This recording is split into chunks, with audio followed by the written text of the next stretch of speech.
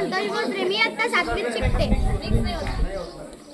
खाऱ्या पाण्याची घनता जास्त असते, त्यामुळे आपण जर खाऱ्या पाण्याच्या ह्याच्यात शाई टाकली तर ती खाली न फुटता वरच्या थरावर तरंगते. आणि साध्या पाण्यात जर आपण शाई टाकली तर ती लगेच खाली फुटते. हा प्रयोग पाण्याच्या घनतेच्या शाईच्या प्रसारावर काय परिणाम होतो हे दाखवण्यासाठी केला जातो. एका टेस्ट ट्यूब मध्ये मीठ टाकत आहे आता बघा.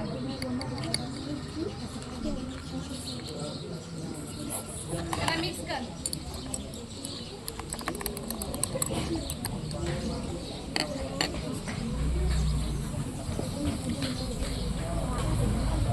आता दोन्ही याच्यामध्ये इंक टाकते, ती याच्यामध्ये पण टाकते आणि त्या पण टेस्ट ट्यूब मध्ये टाकते बघा. आता ज्या टेस्ट ट्यूब मध्ये मीठ टाकलेलं आहे त्या टेस्ट ट्यूब मध्ये इंक पा कुठे वरती तरंगते आणि ज्याच्यामध्ये मीठ नाही आहे ते कुठे आहे? इंक खाली खाली आहे. का बरं झालं असं?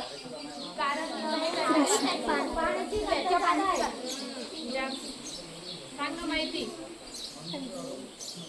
मिठाच्या पाण्याची घनता जास्त असते, त्यामुळे मिठाच्या पाण्यात शाई खाली न फुटता वरच्या थरावर तरंगते. धन्यवाद.